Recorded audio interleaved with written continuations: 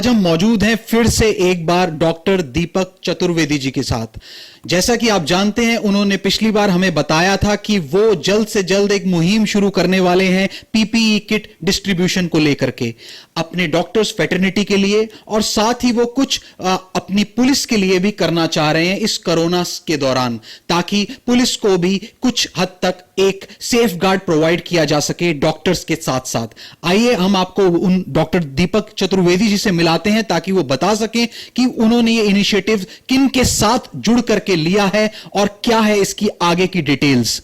जैसे हमारा पिछली बार हमारी बात हुई थी और हमने आपको बताया था कि हम एक मुहिम चालू करने वाले हैं पीपीई किट्स डिस्ट्रीब्यूशन की हमारी डॉक्टर फ्रेटर्निटी के लिए, और साथ में हमने कुछ पुलिस स्टेशन आइडेंटिफाई किए जहां पर कि हम सैनिटाइजर्स, मास्क, खाने की जो उनकी रिक्वायरमेंट है वो, और ग्लव्स, पानी हम इनको वहां पर प्रोवाइड कर सकें।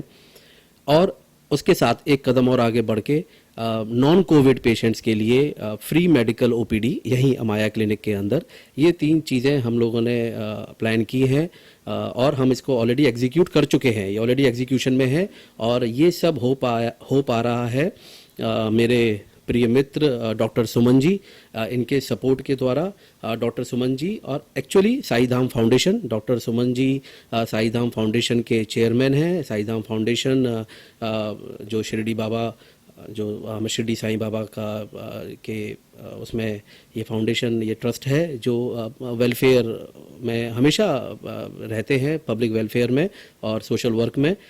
तो जैसा कि डॉक्टर चतुर्वेदी जी ने बताया कि ये इनिशिएटिव जो पीपीई किट का है अपने डॉक्टर्स के लिए, और साथ ही पुलिस जो हमारी महाराष्ट्र में, मुंबई में स्पेशली जो काम कर रही है, उनके लिए भी सेफ गार्ड के लिए जो भी उन्होंने उपयुक्त जो भी उपकरण हैं जो उनको सेफ गार्ड करा सके, उसके लिए साईं धाम फाउंडेशन के जो मेन मेंबर हैं डॉक्टर सुमन जी, उनके साथ मिलके इस इनिशिएटिव को लिया है। तो हम आपको अब मिलवाते हैं डॉक्टर सुमन जी से, जो हमें बताएंगे साईं धाम फाउंडेशन के बारे में और साथ ही उनकी क्या मंशा थी इस इनिशिएटिव को लेकर के।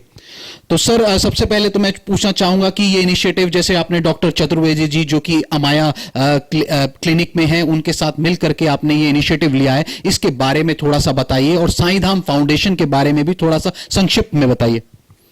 हेलो गौरव, ये डॉक्टर चतुर्वेदी जो है, डॉक्टर चतुर्वेदी के साथ, दीपक चतुर्वेदी के साथ हम लोगों ने मिल के, वो मेरा बहुत अच्छे दोस्त है। तो अभी जो कोविड-19 का जो all over India, all over world basis पे जो एक मेडिकल इमरजेंसी शुरू हुआ है, उसमें हमारा इंडिया भी इसमें से बचा नहीं है। तो इंडिया का भी इफेक्ट हुआ है, हज़ारों आदमी इसमें इफेक्ट अभी तक हो चुका है। तो being a doctor, being a social worker, जो हमारा साईं धाम फाउंडेशन का जो बैनर है हम लोग साल भर तो चैरिटेबल एक्टिविटीज़ तो करते ही रहते हैं, लेकिन अभी स्पेशली अभी इस टाइम पे जो हम लोगों ने जो फील किया कि जो नॉन कोविड पेशेंट है, यानी कि जिसको कोरोना नहीं है, वो पेशेंट को अगर हल्का सा भी बुखार, सर्दी, जुकाम ये वगैरह ये सब सिम्टम आ रहा है, तो उनके फैमिली में भी पैनिक क्रिएट हो रहा है और सबके लिए, समाज में, सोसाइटी में सबके लिए भी एक बहुत बड़ा इश्यूज बन रहा है कि भाई ये आदमी को, यार मेरा बाजू वाला है लेकिन इसको कोरोना तो नहीं हो गया। तो अभी हम लोगों ने जो ये डॉक्टर दीपक चतुर्वेदी और ये साईं धाम फाउंडेशन जो अभी जो ये 1 महीने का जो कैंप हम लोगों ने ये ऑर्गेनाइज कर रहे हैं, या अभी जो ये कैंप हमारा चालू है, इसमें हम लोगों ने नॉन कोविड पेशेंट के लिए कि भाई अभी प्राइवेट डॉक्टर्स अवेलेबल नहीं है, बहुत सारे जगह पे हॉस्पिटल में अभी सिर्फ कोविड पेशेंट को एंटरटेन किया जा रहा है, ऐसे नॉर्मल पेशेंट जा रहा है, तो बहुत सारे ऐसा हॉस्पिटल है कि उनको एंटरटेन नहीं किया जा रहा है, या ओपीडी अवेलेबल चालू नहीं है, क्लिनिक्स बंद है, बहुत सारे जो भी रीज़न हो। तो अभी इस टाइम में हम लोगों ने जो ये मुंबई में जो ये मेडिकल कैंप का जो हमने शुरुआत किया है, इसमें आपने को बहुत अच्छा रिस्पांस मिला हुआ है। सर, मैं ये पूछना चाहूंगा कि जैसे कि पीपीई किट का आपने डिस्ट्रीब्यूशन लिया जो कि डॉक्टर फ्रेटर्निटी के लिए है, और साथ ही जो पुलिस के लिए भी आपने कुछ ऐसे जो मास्क को लेकर के और भी चीजों को लेकर के जो उन्हें प्रोटेक्शन दे सकें, तो सर उसके बारे में बताइए, और कि वो कितनी तादाद में आप डिस्ट्रीब्यूशन करने वाले हैं, कहाँ कहाँ किया है, और या फिर आप करने वाले हैं, इनके साथ आपका क्या थॉट प्रोसेस है, थोड़ा सा संक्षिप्त में उसके बारे में बताइए। ये अभी जो पीपी किट्स का जो है ये हम लोगों ने डॉक्टर दीपक चतुर्वेदी ने ये एक पैनल फाइनल किया कि कहाँ कहाँ ये कौन सा हॉस्पिटल में कौन सा मेडिकल कॉलेज में ये किट्स प्रोवाइड कराया जाएगा। ऑलरेडी हम लोग ने ये स्टार्ट कर चुके हैं। सर कहाँ कहाँ प्लान है, मोटा मोटा मेन कहाँ पे प्लान है? ये तो मुंबई में ही अभी है, तो जहाँ पे रिक्वायरमेंट ज़्यादा है, जहाँ पे डॉक्टर्स को गवर्नमेंट की तरफ से मिला नहीं है कुछ इस टाइप का जो पीपी। सर कुछ ऐसे नाम अगर एक आध हैं तो बता सकें? ये तो डॉक्टर चतुर्वेदी आपको डिटेल्स में बता सकते हैं। मैं ये एक्चुअली वही पूरा हैंडल कर रहा है, तो पीपीई किट्स के बारे में मैं जो दूसरा जो एक्टिविटीज़ है उसमें मैं आपको एक्सप्लेन करता हूँ। उसमें ये जो पीपीई किट्स जो है ये तो है, इसके अलावा जो हम लोग जो मुंबई पुलिस को जो कुछ सिलेक्टेड पुलिस स्टेशन में अंधेरी, सेंटाक्रूज, जुहू, ये ऐसे कुछ सिलेक्टिव पुलिस स्टेशन में हम लोगों ने क्या किया कि हम लोग वहाँ पे खाना फूड्स प्रोवाइड कर रहा है, ब्रेकफास्ट, लंच, साथ में जो पुलिस का सेफ गार्ड के लिए जैसे ग्लव्स दे रहा है या मास्क दे रहा है या सैनिटाइजर प्रोवाइड कर रहा है। तो ये उन लोगों को डे टू डे एक्टिविटीज़ में उन लोग जो फ्रंट लाइन में रह के जो काम कर रहा है, पब्लिक के साथ हैंडल कर रहा है, डील कर रहा है, तो इसमें उनको बहुत सपोर्ट उनको मिल रहा है। हमारे तरफ से ये एक छोटा सा प्रयास है, मतलब कोविड-19 के अगेंस्ट कोविड-19 लड़ाई का एक मुहिम में हम लोग एक इसमें छोटा सा हमारा इसमें कंट्रीब्यूशन है to our nation, to our मतलब इसके लिए। और ये खाना क्या महाराष्ट्र, स्पेशली महाराष्ट्र में, मुंबई में कर रहे हैं? एग्जैक्टली ये अभी महाराष्ट्र मुंबई में चल रहा है और गुजरात में अहमदाबाद में चल रहा है, वो हमारा ट्रस्ट की तरफ से चल रहा है। लेकिन मेडिकल कैंप जो चालू है नॉन कोविड पेशेंट के लिए वो सिर्फ मुंबई में चालू है। सर सबसे पहले तो ये जैसे कि सर ने बोला है, मैं जानना चाहूंगा कि मोटे मोटे वो कौन से हॉस्पिटल हैं या कौन सी ऐसे कोई छोटे नर्सिंग होम्स हैं या कोई ऐसे नाम देना चाहेंगे एक आध, ताकि हमारे व्यूअर्स को भी पता लगे कि कहाँ पे शुरू किया है, कहाँ पे हुआ है, या डॉक्टर्स को भी पता लगे कि कहाँ पे आप दे रहे हैं, कहाँ पे शुरुआत की है? देखिए, जब डोनेशंस करते हैं तो सामने जो ग्रुप है उसकी रिस्पेक्ट को रखते हुए हम उनको कॉन्फिडेंशियल रखते हैं। इसीलिए हम कभी भी, अगर आप गौर करेंगे, हमने हमारे किसी भी एक्टिविटी को प्रमोट नहीं किया, मार्केट नहीं किया। अगर हम फिर भी अगर मान लो कि कोई आपसे संपर्क करना चाहे तो वो मतलब कि हमारे इधर भी आप डिस्ट्रीब्यूशन दे दीजिए या हमारे इधर वीक हैं फैसिलिटीज, अभाव है, तो उसके बारे में थोड़ा सा। हाँ, अगर किसी को, जैसे हमारे पास ऑलरेडी मैसेजेस हमको आते हैं, तो किसी को कांटेक्ट करना है तो मेरा नंबर मैं फिर से आपको बता दें। सर आप नंबर दे बोल सकते हैं तो बोल दीजिए। मेरा नंबर 9987002515। कोई भी डॉक्टर किसी को भी पीपीई किट की आवश्यकता है वो हमसे डायरेक्टली कांटेक्ट इस नंबर पर कर सकता है, 9987002515। हाल ही में आपने देखा होगा कि माइग्रेंट वर्कर्स के लिए एक इनिशिएटिव निकाला है सरकारों ने, हर सरकार ने, केंद्र हो, स्टेट हो, ताकि उन्हें अपनी अपनी डेस्टिनेशंस पे भेजा जा सके, क्योंकि वो भूख से बिलख रहे हैं, बैठे हुए हैं, बेरोजगार, पैसा नहीं है, तो वो अपने घरों को जा सके, वहां पे कुछ कर सके। तो सर उसके लिए एक सर्टिफिकेट इशू किया जा रहा है डॉक्टर्स की तरफ से, जो कि सरकार ने एक प्रोटोकॉल रखा है कि ये स्टेप्स फॉलो होंगे तभी उनकी ट्रेन्स अरेंज की जाएंगी। तो क्या सर वो जो सर्टिफिकेट है जो कि डॉक्टर फेटर्निटी या डॉक्टर्स ही इशू करेंगे, क्या वो सही मायने में सही तरीके से इशू हो रहा है? आपकी क्या राय है इसमें? तो देखिए, ये तो गवर्नमेंट आधिकारिक या वही बता सकता है, हेल्थ डिपार्टमेंट बता सकता है कि एग्जैक्टली उनका क्या पैनल है और किस बेसिस पे उन्होंने ये जो लिस्ट ऑफ डॉक्टर्स है, मतलब कौन डॉक्टर ये फिटनेस सर्टिफिकेट इनको इशू कर सकता है, ये तो गवर्नमेंट ही बता सकता है। लेकिन जहां तक मेरे सर फिर भी प्रोटोकॉल्स क्या हैं? प्रोटोकॉल्स ऐसा है कि एक फॉर्म है वो जिसमें उनका जो पैसेंजर है। सर वो फॉर्म कहाँ से मिलता है उनको, लोगों को? ये फॉर्म कहाँ से मिलता है, ये जो मेरा सोर्स है, तो अपना जो पर्सनल सोर्स है मैं उनका तरफ से बता रहा हूँ। ये तो गवर्नमेंट कुछ इंफॉर्मेशन ये नहीं है, क्योंकि मैं तो गवर्नमेंट के साथ मैं जुड़ा हुआ नहीं हूँ।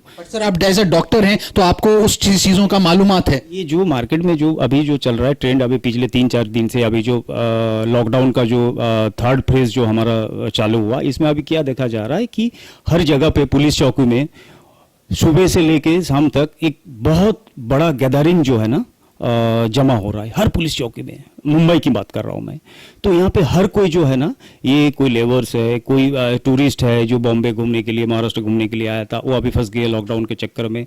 तो गवर्नमेंट गवर्नमेंट का ये प्रयास जो है बहुत अच्छा है कि भाई जो फंसे हुए हैं दूसरे स्टेट में, उनको अपना गाँव, अपना घर में भेजा जाए। ये बहुत ये जो कोशिश है, ये जो प्रयास है, ये बहुत ही अच्छा है, लेकिन इसमें जो हमारी जो ये जो कोविड पुलिस स्टेशन से बेसिकली गैदरिंग फॉर्म के लिए हो रही है।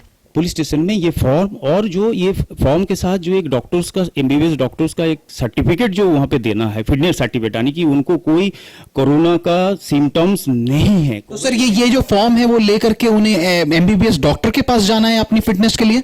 ये डॉक्टर्स के पास जाना है, लेकिन अभी ये क्या हो रहा है कि अभी ये कौन डॉक्टर के पास जा सकता है और कौन डॉक्टर ये सर्टिफिकेट इशू कर सकता है, ये कोई गाइडलाइन जारी नहीं हुआ। इसके ये जारी ना होने की वजह से एक मतलब एक मिसगाइडेंस जो है ना पूरे सोसाइटी में फैल गया, और जो ये सो कॉल्ड जो ये क्लास ऑफ पीपल्स है जो अपना बॉम्बे यानी महाराष्ट्र से समझो बिहार जाना चाहता है, बंगाल जाना चाहता है, यूपी जाना चाहता है, दिल्ली जाना चाहता है, या जो भी स्टेट में जहाँ जहाँ उसका गांव है वहाँ पे जाना चाहता है, तो हैपसर्डली मिसगाइडेड होके वो कोई भी डॉक्टर के पास जा रहा है और जाके एक सर्टिफिकेट ले रहा है। जैसे हमारे पास इंफॉर्मेशन है, ये सर्टिफिकेट के लिए दे हैव टू पे समथिंग 500 200, तो उसको डॉक्टर का ये सर्टिफिकेट लेके फिर जाके पुलिस चौकी में जमा करना है, और then they will the police station जो अथॉरिटी है, जो पुलिस अथॉरिटी है, वो ये सर्टिफिकेट को और फॉर्म को आधार कार्ड के साथ फिर कंसर्न गवर्नमेंट डिपार्टमेंट में भेजेगा, वहां से फिर ये आगे रेलवे में जाएगी, फिर जाके रेलवे, इंडियन रेलवे इसको डिसाइड करेगा कि ट्रेन कब चलानी है और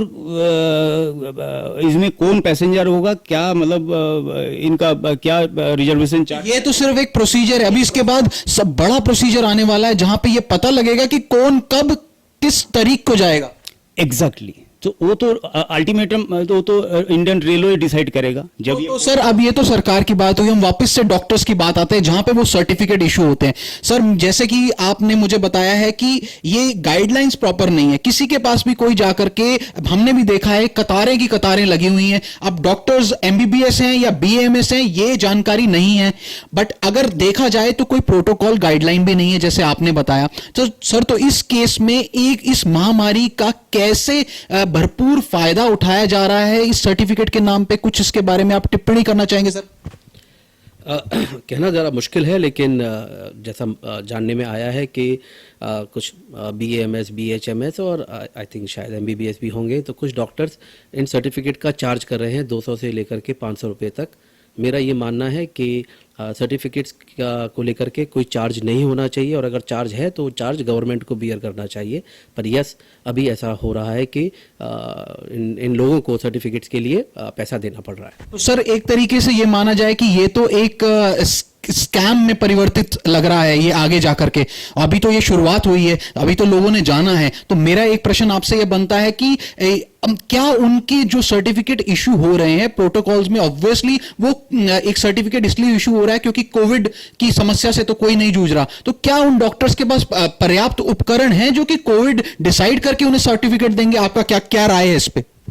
ऐसा होना तो चाहिए, पर शायद ऐसा हो नहीं रहा है, क्योंकि जिस हिसाब से खबरें आ रही हैं और जो इन्फॉर्मेशन है हमारे पास में या सभी के पास में, वहाँ पर ऐसा है कि छोटी छोटी ओपीडीज में डॉक्टर्स हैं और बाहर कतारें लगी हुई हैं सर्टिफिकेट्स को लेने की, और शायद हर मरीज़ को मुझे नहीं लगता कि वो 2 मिनट से ज़्यादा का समय दे पा रहे होंगे।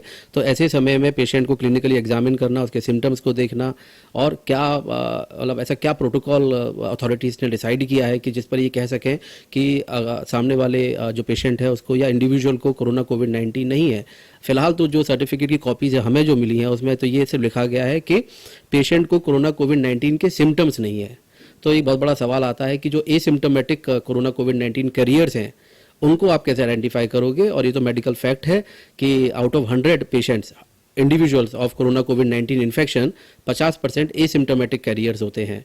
तो वो तो बहुत बड़ा एक प्रॉब्लम क्रिएट हो सकता है, जो इंटर स्टेट प्रॉब्लम हो सकता है। जैसे अभी कुछ हुआ था नांदेड़ से, जो कुछ लोग गए थे पंजाब, और बहुत बड़ा उधर 250 के करीब, मैं गलत नहीं हूँ, तो लोग कोरोना कोविड-19 निकले। तो मेरे ख्याल में यहाँ पर सरकार को बहुत क्लियर रखना चाहिए, कुछ चुनिंदा सेंटर्स बनाने चाहिए जहाँ से उनको ये सर्टिफिकेट मिल सके। और ये आई थिंक ये बहुत सही समय और सही स्ट्रेटजी हो सकती है कि जितने भी माइग्रेंट वर्कर्स हैं उन सबका कोरोना कोविड-19 टेस्ट सरकार कर ले, कोई प्रॉब्लम नहीं है। कितने होंगे? 25,000, 30,000। ताकि वो दूसरे अपने स्टेट्स में बीमारी ना लेकर के जाएं, क्योंकि आखिरकार तो ये हिंदुस्तान की बात है, निजी स्टेट की बात नहीं है। तो सर आपकी क्या राय है लास्ट में जो है मैं आपसे पूछना चाहूंगा, आपकी क्या राय है, आप इस पे कैसे अपनी दृष्टि डालते हैं कि क्या ये बड़े स्कैम में परिवर्तित होने वाला है या कैसे आप इसको देख रहे हैं? नहीं, मैं तो ये स्कैम की बात नहीं करूंगा, लेकिन मैं जो ये एडवाइस करना चाहता हूं, अगर हमारी बात सरकार तक पहुंच रही है, गवर्नमेंट तक, तो ये जो मास टेस्टिंग वाली जो बात है कोविड-19 का, वो इसी में शुरुआत होना चाहिए कि आप ये, मेरे को तो लगता है ये आप एक स्टेट से दूसरे स्टेट में एक्सपोर्ट कर रहे हो कोरोना। ये क्या है? महाराष्ट्र से जा रहा है दिल्ली, यूपी, बंगाल, बिहार, तमिलनाडु, तो ये एक्सपोर्ट हो रहा है, कोरोना एक्सपोर्ट हो रहा है from one state to other state. आपको यहाँ आप क्या सिम्टम नहीं है, कोई अगर एक बुखार की गोली लेके आ गया, पैरासीटामोल खा के आ गया, तो डॉक्टर कैसे फाइंड आउट करेगा कि इसका बुखार है या नहीं है? तो आप अभी ये प्रोसेस होने के बाद it take at least 7 to 10 days, then ये 10 दिन यहाँ पे रहेगा। फिर आप उनको वहाँ पे जाके, जब वो अपना गांव पहुँच रहा है, जहाँ भी वहाँ पे जा रहा है, तो वहाँ पे पहुँचने के बाद फिर उनका क्या सिस्टम है, उनको क्या टेस्ट किया जाएगा? सिर्फ आप उसका टेम्परेचर चेक करोगे और उसको होम क्वारंटाइन में भेज दोगे? फिर उसका मतलब क्या है? अब कैरियर बन के जा रहा है ना। तो आप इसको मास टेस्टिंग जो है कोविड-19 का, आप वो गवर्नमेंट का उसको जिम्मेदारी लेना चाहिए कि भाई इसको मास टेस्टिंग करवाया जाए बिना खर्चे का।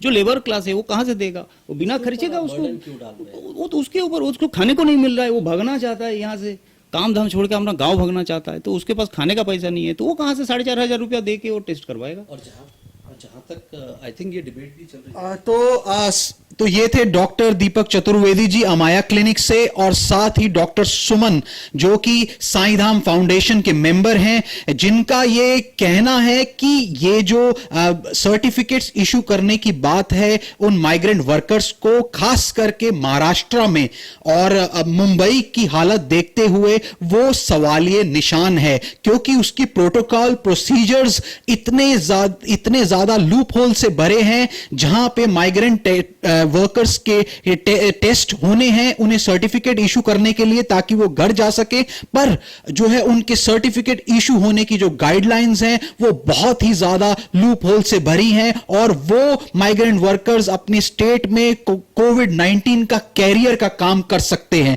यह थी गौरव नरूला की रिपोर्ट पॉलिटिकल दावपेच के लिए मुंबई से।